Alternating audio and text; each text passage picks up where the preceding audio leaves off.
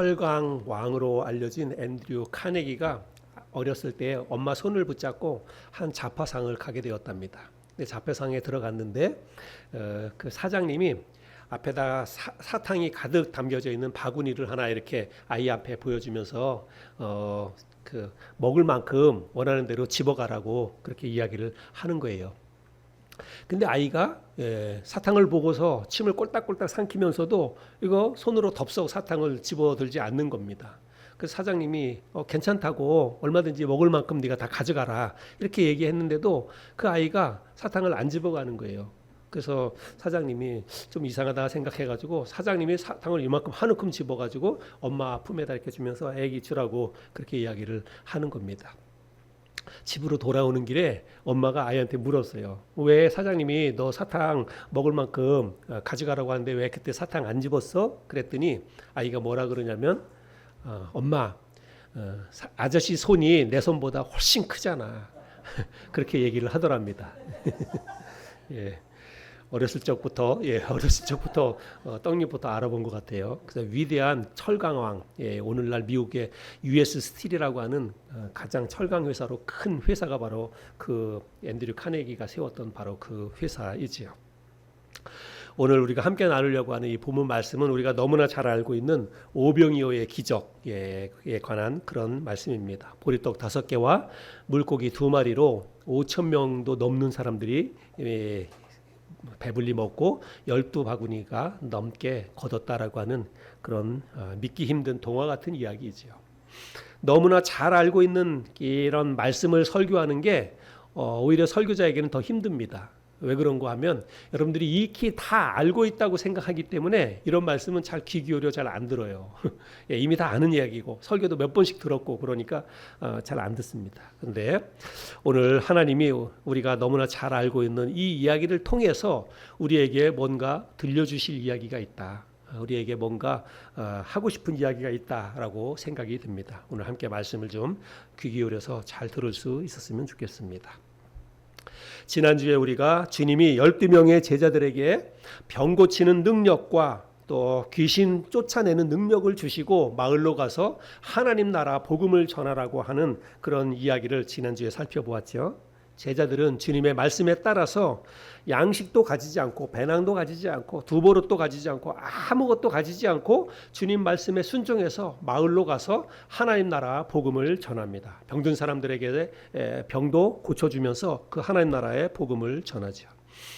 오늘날에는 이렇게 전도하는 사람을 거의 찾아보기 어렵습니다. 자기가 아무것도 가지지 않은 거 가지고 나가서 전도하는 게 얼마나 힘든지 몰라요. 요즘은 그냥 맨 전도지만 하나 가지고 가서 전도지 나눠주면 사람들이 받아요? 안 받아요? 안 받아요. 전도지 그냥 주는 거 안 받습니다. 거기다 뭐 하나라도 같이 이렇게 붙여서 주면 그나마 그거라도 좀 받아가기도 하고 그렇지요. 지난주에도 제가 얘기했지만 저희는 신학교 한 학기를 마치고 나면 종강 예배 마치고 나면 바로 집으로 돌아가지 않고 일주일 동안은 전도 실습을 나갑니다. 전도 훈련을 나가요. 그래서 각 지역별로 흩어져 가지고 가서 그 교회에서 예배당에 이런 예배당 의자 다 치워놓고 예배당에 이불 깔고 일주일 동안 예배당에서 먹고 자면서 아침에 일어나서 나가서 전도하고 점심때 들어와서도 점심 먹고 또 저녁 때까지 나가서 전도하고 일주일 동안을 신학생들이 그렇게 나가서 전도했던 그런 경험이 있습니다. 오늘 말씀은 12명의 제자들이 열심히 하나님의 나라의 복음을 전하고 돌아와서 주님께 보고하는 것으로 오늘 말씀이 시작이 되는데요. 제자들이 얼마나 신나게 보고를 했을까 생각을 해봅니다. 왜 그런가 하면 그 당시에 제자들이 빈손으로 나갔지만 빈손으로 간 게 아니잖아요. 주님께서 그들에게 어마어마하게 한 능력을 주셨잖아요. 병 고치는 능력과 귀신을 쫓아내는 능력을 주셨어요.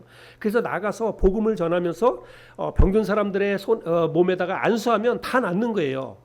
다 병든 사람도 병이 낫고 귀신도 쫓겨나가고 그러면서 하나님 나라 복음을 전하니까 사람들이 얼마나 열광을 하면서 제자들의 복음을 받아들였겠습니까? 그러니까 제자들이 가는 곳마다 쫓아오면서 아주 열광적으로 이 하나님 나라 복음 사역이 잘 이루어졌다는 것입니다. 그래서 제자들이 이제 신나게 복음 전도하는 일을 하고 돌아와서 주님께 그런 이야기를 다 이제 보고를 하는 것인데 제자들의 이야기를 다 듣고 나서 주님이 제자들을 데리고 배를 타고 벳세다라고 하는 또 작은 마을로 옮겨갑니다. 그 이유는 뭐냐면 제자들이 복음을 전하는데 사람들이 너무 많이 몰려오는 거예요. 그래서 제자들이 밥 먹을 겨를도 없는 거예요. 먹을 겨를도 없이 사람들의 치여다니면서 전도하고, 사람들이 막 그렇게 열심히 막 몰려오니까 뭐 신나서 전도하다가 보니까 먹을 겨를도 없는 것입니다. 그래서 주님이 제자들에게 안 되겠다, 이러다 제자들 다 나가 자빠지겠다라고 해가지고 잠깐 다른 마을로 가서 좀 쉼을 주기 위해서 다른 마을로 그렇게 옮겨가게 되었다는 것입니다. 이런 내용이 마가복음에 보면 이런 내용이 잘 기록되어져 있는데 제가 한번 읽어보겠습니다. 마가복음 6장 30절 31절인데, 사도들이 예수께 모여 자기들이 행한 것과 가르친 것을 낱낱이 고하니 이르시되 너희는 따로 한적한 곳에 가서 잠깐 쉬어라 하시니 이는 오고 가는 사람이 많아 음식 먹을 겨를도 없음이라. 그래서 사람들이 너무 많이 제자들을 쫓아오니까 음식 먹을 겨를이 없었어요. 그래서 제자들을 잠깐 쉬게 하기 위해서 다른 마을로 가셨다는 것입니다. 베세다라고 하는 마을로 가셨는데, 문제는 뭐냐면 그 많은 사람들이 거기까지 또 쫓아오는 거예요. 제자들 가는 곳마다 쫓아오는 것입니다. 우리가 오늘 본문에 읽었는데 11절 말씀인데, 무리가 알고 따라왔거늘, 그렇죠?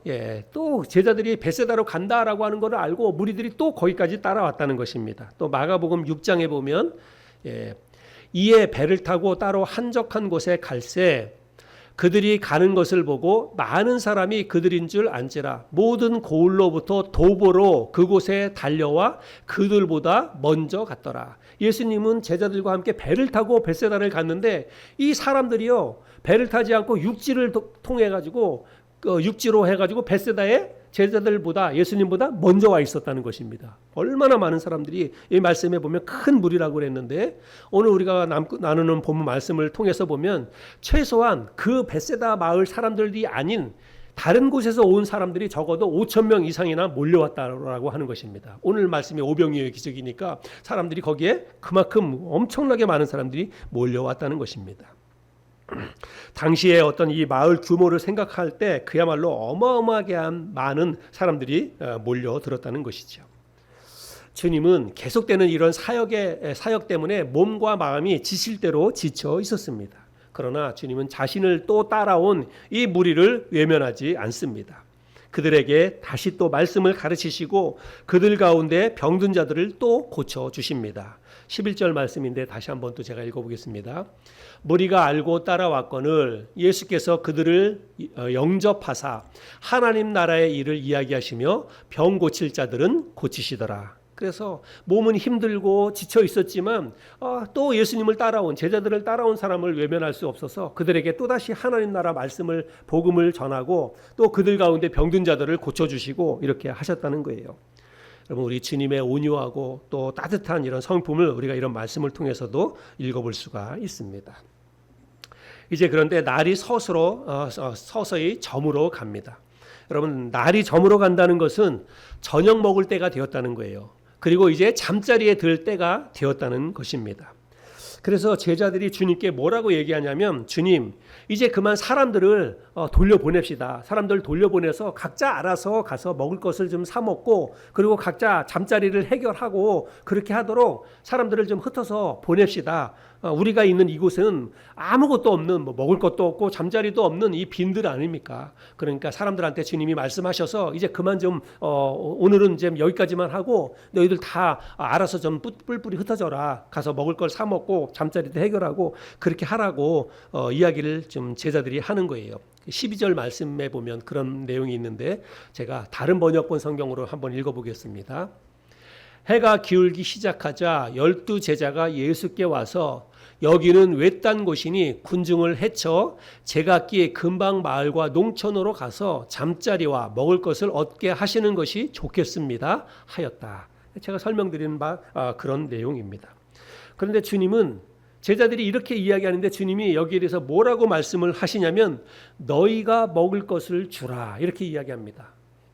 너희가 먹을 것을 주라 이렇게 이야기를 해요.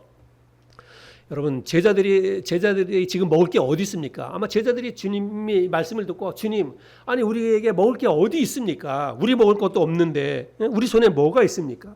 여기 지금 몰려 있는 이 사람들한테 그냥 빵 한 조각씩만 나눠준다고 하더라도 적어도 200데나리온의 어떤 돈이 있어야 됩니다. 여러분 200데나리온이라고 하는 것은 지금 돈으로 하면 한 2천만 원, 3천만 원어치예요.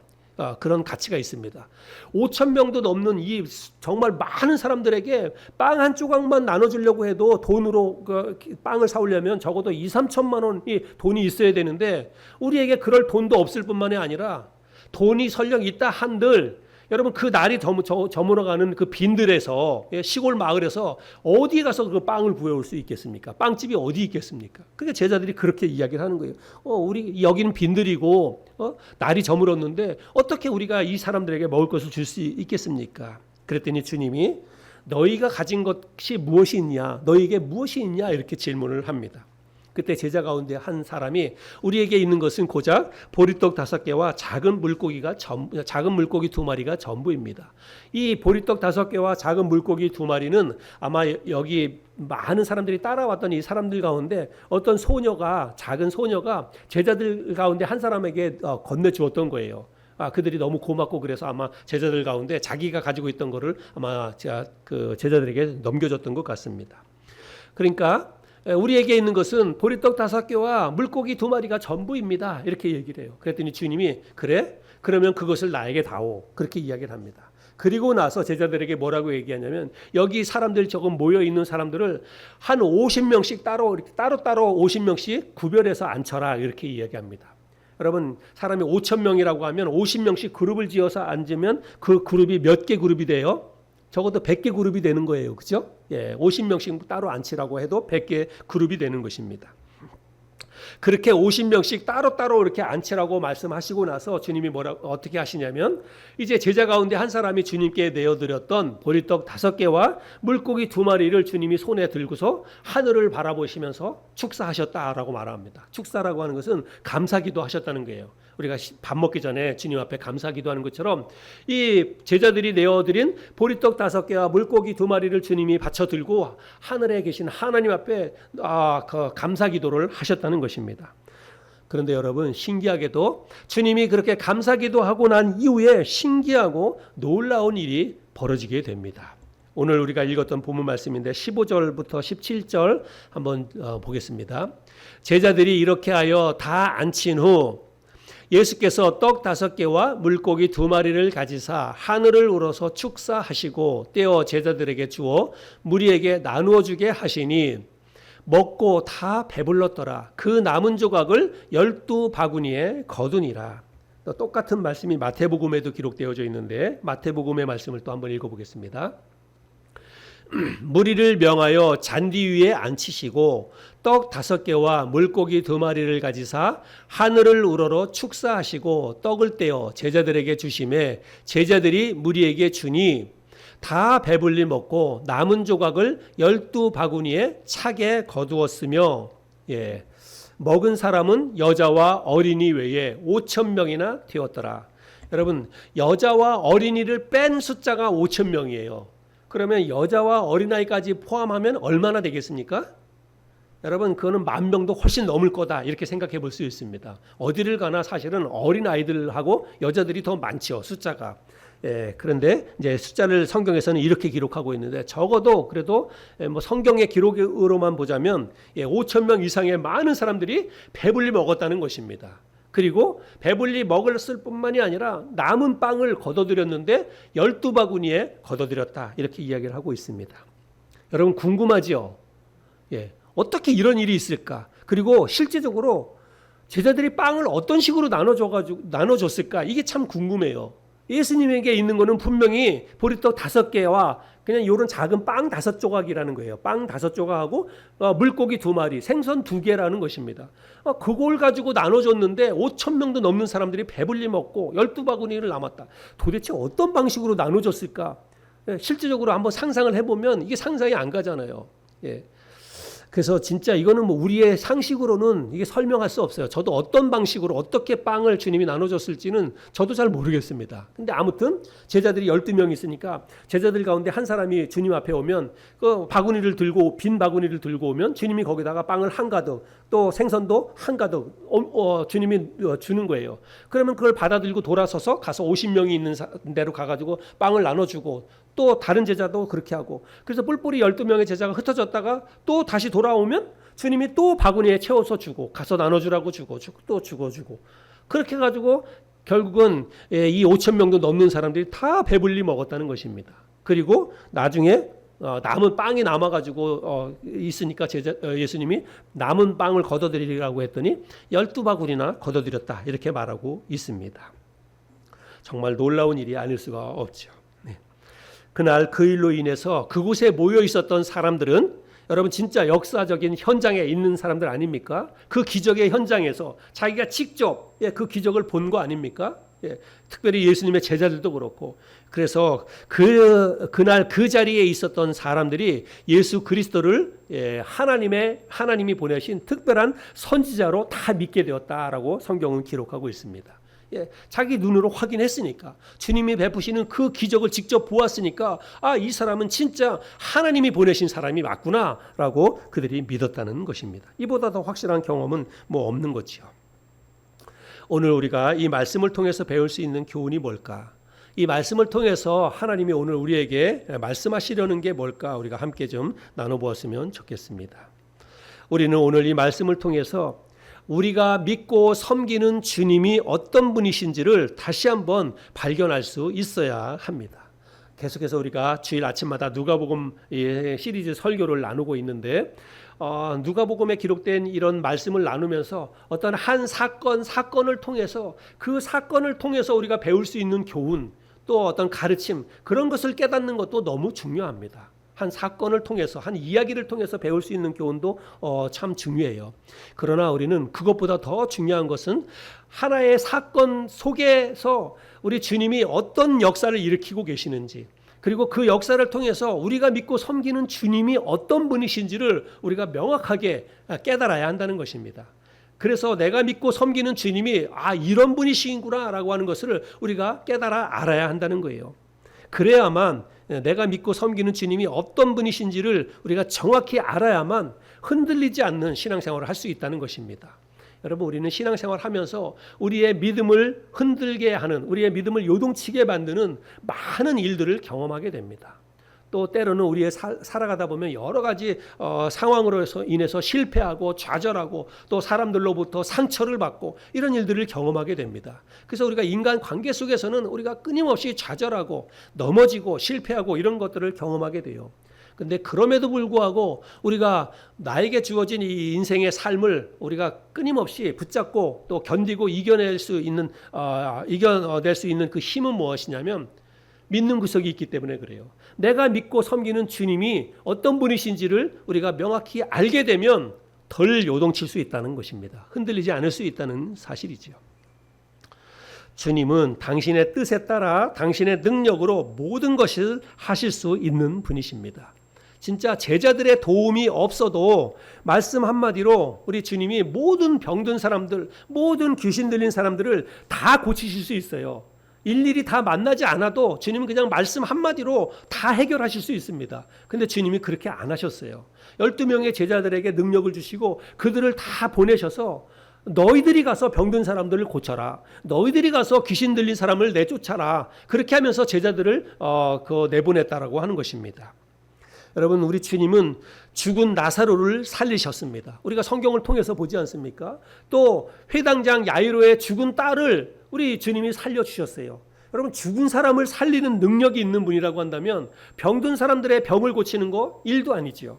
귀신 들린 사람에게서 귀신을 내쫓는 거 그거 일도 아닙니다. 그냥 주님은 만나지 않아도 우리가 앞전에서도 말씀을 살펴보았지 않습니까? 12년 동안 혈루증을 앓고 있던 여인이 우리 주님의 옷자락에 손만 대도 나는 혈루증이 나을 것이다 라고 하는 믿음을 가지고 옷자락에 손을 대는 순간에 혈루 근원이 싹 말라버렸지 않습니까? 여러분 주님에겐 그런 능력이 있어요. 직접 만나지 않아도 주님의 옷자락에 손만 대도 병이 낫는 그런 능력을 가지고 계신 분이 주님입니다. 그런데 주님은요, 그 능력을, 당신의 능력을 그냥 말씀 한마디로 이 세상을 그렇게 다스리시는 게 아니라 당신의 제자들을 통해서 그 일들을 하기를 원하시고 제자들과 함께 그 일을 하셨다는 사실입니다. 오늘 우리가 본문의 이야기인 오병이어의 기적도 사실은 주님이 하신 일이지요. 그러나 주님은 이 엄청난 기적을 제자들과 함께 하셨다는 사실을 우리는 기억해야 됩니다. 주님 혼자 이 일을 하신 게 아니라 제자들과 함께 이 일을 하셨다는 사실을 우리는 기억해야 합니다.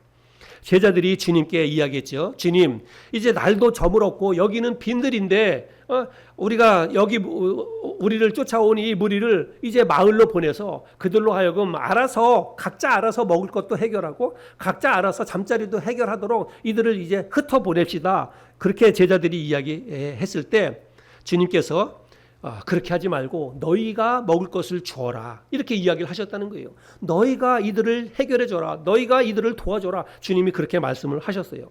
아니, 우리에게 뭐가 있습니까? 우리 아무것도 없는데, 우리 먹을 것도 없는데 우리가 어떻게 도와줍니까? 그랬을 때 주님이 너희에게 무엇이 있느냐?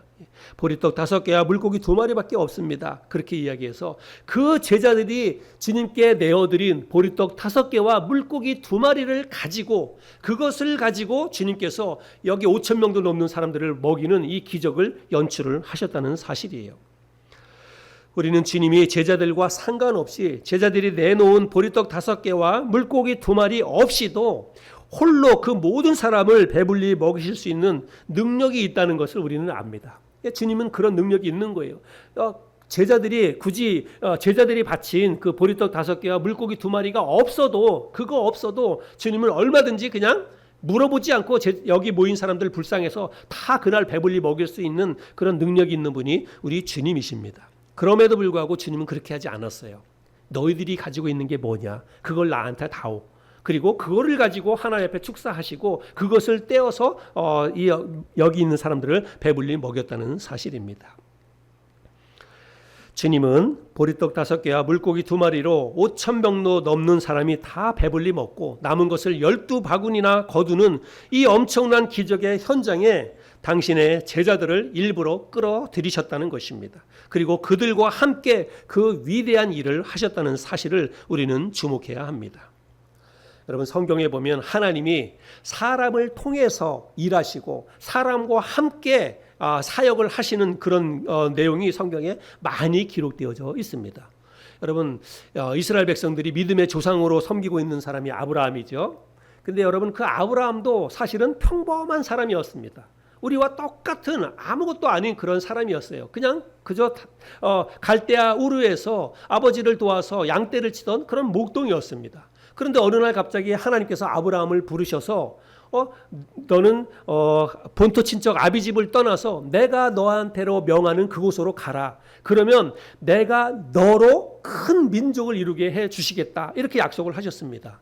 여러분, 우리는 이런 말씀을 주목해서 봐야 돼요. 하나님이 이스라엘 민족이라고 하는 이 하나님 나라 백성 공동체를 하나님께서 이루실 때 그냥 하나님께서 그 이스라엘 민족 한 민족을 그냥 들어서 그 하나님이 원하시는 민족을 세울 수도 있습니다. 그런데 하나님은 그 이스라엘 민족 공동체를 이루실 때 아브라함이라고 하는 한 사람을 지목해서 그 사람을 통해서 이스라엘 민족을 이루어 주셨다는 사실을 우리는 기억해야 됩니다. 그래서 아브라함을 지목해가지고 너는 본토 친척 아비집을 떠나서 내가 네게 지시할 땅으로 가라. 그러면 내가 너로 큰 민족을 이루게 해 주겠다. 이렇게 약속을 하셨습니다. 그리고 결국은 아브라함을 통해서 이스라엘 민족, 거대한 이스라엘 민족을 이루어 주셨다는 것이죠.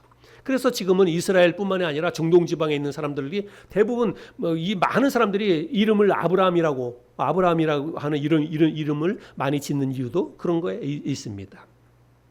아브라함뿐만이 아니라 모세도 역시 마찬가지죠. 하나님께서 이스라엘 민족을 가나안 땅에 종살이하고 있던 이스라엘 민족을 이제 구원해서 가나안 땅으로 이주시키려고 할 때 하나님은 그냥 이스라엘 백성들을 이끌어내서 하나님이 보호해 주시고 하나님이 인도해 주셔서 그냥 이스라엘 백성들을 가나안 땅으로 인도해 주실 수도 있습니다. 하나님이 직접 그렇게 하실 수 있어요. 그런데 하나님은 그 일을 누구를 통해서 하셨냐면 모세라고 하는 한 사람을 통해서 그 일을 하셨다는 것을 우리는 기억해야 합니다. 그래서 하나님은 이렇게 사람을 통해서 사람과 함께 일하시기를 원하신다는 사실을 우리는 기억해야 합니다. 더 좋은 예가 야고보서에 있는데요. 야고보서 5장 17절 18절인데 우리 이 말씀은 같이 한번 읽어볼까요? 저와 함께 읽겠습니다. 시작. 엘리야는 우리와 성정이 같은 사람이로되 그가 비가 오지 않기를 간절히 기도한즉 3년 6개월 동안 땅에 비가 오지 아니하고 다시 기도하니 하늘이 비를 주고 땅이 열매를 맺었느니라. 여러분, 엘리야 선지자 시대에 있었던 일인데 하나님이요 엘리야 선지자를 통해서 일을 하고 계셨다는 것입니다. 그래서 엘리야 선지자가 정말 하나님 앞에 비가 오지 않도록, 비가 오지 않는 그 가뭄 속에 3년 6개월이라고 하는 시간 동안 비가 오지 않았는데 엘리야 선지자를 통해서 비가 오도록 기도하니까 이 땅에 비가 내리게 했다는 것입니다. 하나님은 엘리야를 통해서 비가 오지 않도록 하시기도 하고 비가 오도록 하시기도 하고 엘리야 선지자의 기도를 통해서 하나님이 그런 일들을 하셨다는 것을 우리는 이 말씀을 통해서 확인해 볼 수 있습니다. 여러분, 지금도 마찬가지예요. 지금도 하나님은 이런 방식으로 일을 하신다는 사실을 우리는 기억해야 됩니다. 지금도 하나님께서 일을 하실 때는 그냥 하나님의 능력으로 하나님의 주권대로 하나님이 원하시는 일들을 다 하실 수 있습니다. 그러나 하나님은 그런 식으로 일을 하지 않고 우리 가운데 누구 한 사람 한 사람을 통해서 하나님이 위대한 당신의 일을 해나가기를 원하신다는 사실입니다. 우리가 많이 부족하고 우리가 자주 실패하고 실수하고 넘어진다 할지라도 그럼에도 불구하고 하나님은 연약한 우리를 사용하셔서 연약한 우리와 함께 하나님의 위대한 일을 해나가기를 원하신다는 사실이에요. 여러분, 이런 사실은요 우리도 경험을 합니다. 우리도 어린 아이들을 키우고 어린 아이들을 키울 때 우리가 그렇게 하지 않습니까? 때로는 내가 다 도와주고 내가 다 할 수 있어요. 그런데 아이들한테 이거 한번 들고 가봐 하면서 조금 아이 힘으로 버거운 무거운 것도 아이 손에 쥐어줍니다. 한번 들고 가보게 하라고. 또 때로는 아이한테 심부름 시켜서 어디 가서 뭘 좀 사가지고 오라고 그렇게 이야기를 합니다. 여러분, 그런 경험 있으시죠? 아이들한테 일부러 시키는 거예요. 심부름도 시키고 아이가 좀 힘에 버거워할 것 같은데도 한번 시켜보는 겁니다.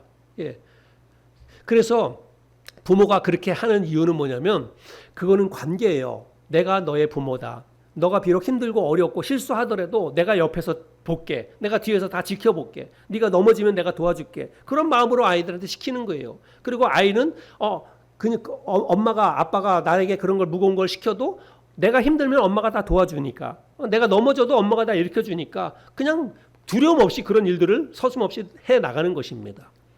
하나님도 우리에게 그렇게 일하기를 원하신다는 것입니다. 우리가 비록 실수하고 우리가 비록 연약하고 그래서 넘어지고 좌절하더라도 하나님은 하나님의 주권대로 그냥 마음대로 우리의 삶 가운데 개입하셔서 우리의 삶을 이끌어 가실 수 있어요. 그런데 하나님은 그렇게 하지 않습니다. 비록 실수하더라도 비록 넘어지더라도 비록 더디 가더라도 하나님은 우리와 함께 가기를 원하시고 우리와 함께 일하시기를 원하신다는 사실입니다. 특히 주님은 우리가 가지고 있는 것, 우리가 주님께 내어드린 작은 것을 사용하셔서 크고 위대한 일을 이루시는 분이십니다. 오늘 주님이 5,000병도 넘는 사람을 여러분 무엇을 가지고 먹이셨습니까? 여러분, 오늘 주님이 당신 앞에 모여있는 이 수많은 사람들을 무엇을 가지고 먹이셨어요? 제자들이 내어드린 보리떡 5개와 물고기 2마리를 가지고 여러분 그 많은 사람들을 먹이셨다는 것입니다. 그것을 가지고 하나님 앞에 축사기도 하셔서 그것을 떼어서 내어주면서 여기 모인 사람들을 다 먹여셨다는 거예요. 제자들이 주님께 내어드린 작은 보리떡 5개와 물고기 2마리를 사용하셔서 많은 사람들을 먹이는 이 위대한 일을 하셨다는 것을 우리들이 기억해야 합니다. 지금 어쩌면 우리의 형편은 날이 저물어가는 빈들일지 모르겠습니다. 아무것도 할 수 없는, 아무것도 가지고 있는 것이 없는 그저 어둡고 황량한 빈들과 같은 것이 우리의 형편일지 모릅니다. 그러나 그렇게 어둡고 힘든 그런 상황 속에서 우리가 비록 작고 보잘것없는 보리떡 5개와 그 작은 물고기 2마리밖에 우리가 없다 할지라도 그 작은 것을 주님께 내어드릴 때, 그 작은 마음과 정성을, 섬김을 주님 앞에 내어드릴 때 주님께서 우리가 드린 그 작은 정성과 섬김을 가지고 크고 위대한 일을 주님이 이루어 가신다는 사실입니다. 그래서 우리는 부족하면 부족한 대로, 연약하면 연약한 대로, 우리가 가진 모습 그대로, 있는 모습 그대로 주님 앞에 믿음으로 나오는 것이 중요하다라고 생각합니다. 믿음으로 나와서 나의 가진 시간을 주님께 드리는 거예요. 나의 몸과 내 마음을 주님께 드리는 것입니다. 나의 가진 작은 것을 부끄럽게 여기지 않고 주님께 내어 드리는 것입니다. 그러면 우리가 내어드린 그 작은 정성과 작은 시간과 작은 물질을 가지고 하나님이 우리가 상상하지도 못했던 크고 위대한 일을 우리의 가정에서 그런 일들을 이루어 가십니다. 우리의 교회에서 그 크고 놀라운 그런 기적과 부흥의 역사를 주님이 이루어 가신다고 저는 믿습니다. 무엇을 가지고요? 우리가 드린 작은 정성과 작은 믿음의 섬김을 통해서 주님이 그런 일들을 하신다는 것입니다. 오늘 우리가 함께 나눈 이 말씀을 잘 기억하고, 비록 우리는 가진 게 없어요. 우리의 형편은 그저 빈들에 아무것도 없는 그런 형편일 수 있습니다. 그러나 우리 주님이 우리의 연약한 사정과 형편을 다 알고 계십니다. 그럼에도 불구하고 주님은 우리와 함께 일하시기를 원하시고, 우리가 드린 것들을 우리가 주님께서 기쁘게 받으시고 그것을 통해서 일하시기를 원하신다는 사실입니다. 이탈리아의 어느 작은 마을에 한 소년이 살고 있었답니다. 근데 이 어느 날 이 소년이 아버지가 읽다가 버려둔 신문을 읽게 되었습니다. 근데 그 신문에는 아프리카의 밀림 속에서 원주민을 돌보며 생활하고 있는 슈바이처 박사에 관한 그 기사가 실려 있었습니다. 자신의 모든 것을 포기하고 정말 사랑으로 그 아프리카의 오지에 가서 거기에 원주민들을 돕고 있는 이 슈바이처 박사의 삶이 그래도 이 어린 소년에게 큰 마음의 울림이 되었다는 것입니다. 감동이 되었다는 것입니다. 그래서 이 소년이 어떻게든지 자기도 이 슈바이처 박사님을 돕고 싶다, 이런 마음이 들었답니다. 그래서 고민하다가 도울 방법이 없지요. 이 이탈리아의 작은 시골 마을에서 아프리카에 계시는 이 그 슈바이처 박사를 도울 방법이 뭐가 있겠습니까? 근데 이 소년이 생각해낸 게 뭐냐면, 자기 집에 있는 이 슈바이처 박사는 의사이니까 이 의사 선생님에게 내가 뭘 좀 갖다 주면 좋을까 생각을 하다가 자기 집에 있는 아스피린 한 통이 생각이 나가지고 그 아스피린 한 통을 편지를 써가지고 보내게 됩니다. 어디로 보냐면 그 아프리카에 가려면 비행기가 가야 되니까 이 소년이 그걸 이제 생각을 한 거예요. 비행기가 그 아프리카에 가다가 좀 떨어뜨려 주면 좋겠다라고 생각해 가지고 공군 사령관한테 편지를 보냈습니다. 편지를 써가지고, 공군 사령관님, 내가 이 슈바이처 박사님이 그렇게 위대한 일을 하고 있는 것을 아는데 여기 제가 편지를 보내면서 아스피린 한 통을 보냅니다. 혹시 공군 사령관님 그 비행기가 아프리카를 지나갈 기회가 생기면 이 아스피린을 낙하산에 매달아다가 슈바이처 박사님이 있는 아프리카에다가 좀 떨어뜨려 주세요. 이렇게 해가지고 그 편지를 보냈다는 거예요. 여러분, 이거는 그냥 꾸며낸 이야기가 아니에요. 실화입니다. 예. 근데 이 아이의 머릿속에서 우리 어른들은 그런 생각 못하죠. 아이니까 그런 생각을 하는 거예요. 그런데 그 공군 사령관이 그 편지를 읽고 감동이 되었어요. 그래서 이 공군 사령관이 그것을 이제 방송국에다가 그 사연을 보내게 됩니다. 근데 이 방송국의 기자가 그 사연을 가지고 전국에 있는 방송국에다가 이 방송을 내보냈어요. 그랬더니 방송을 듣고 많은 사람들이 거기에 감동이 되어서 자기도 이런 물건을 보내겠습니다. 좀 보내주세요. 나도 보내겠습니다. 해가지고 보내주세요. 그래서 이탈리아 전국 각지에서 또 군부대에서 정말 어마어마하게 많은 의료품만 아니라 많은 물건들이 접수가 된 것입니다. 그래서 결국은 그 많은 물건들을 모아가지고 슈바이처 박사님이 그 일하는 그 아프리카에다가 갖다가 전달을 해주게 되었다는 것입니다. 그래서 나중에 슈바이처 박사님이 이런 모든 사연을 다 알고 그 자기에게 전달해 온 그 어마어마하게 많은 물건을 받고 나서 이렇게 기도를 했답니다. 사랑의 하나님, 한 소년의 아스피린 한 통으로 이렇게 엄청난 역사를 만들어 주셨네요. 이 소년을 통해서 물고기 2마리와 보리떡 5개로 수천 명을 먹이신 오병이어의 기적을 다시 생생하게 볼 수 있도록 도와주셔서 감사합니다. 슈바이처 박사가 하나님 앞에 그런 기도를 했답니다. 오병이어의 기적은 여러분 성경에 기록된 이례적인 사건이 아닙니다. 오늘 우리들의 삶의 현장에서도 얼마든지 일어날 수 있는 일입니다. 저와 여러분의 삶에서도 이런 기적과 이런 은혜는 얼마든지 일어날 수 있습니다.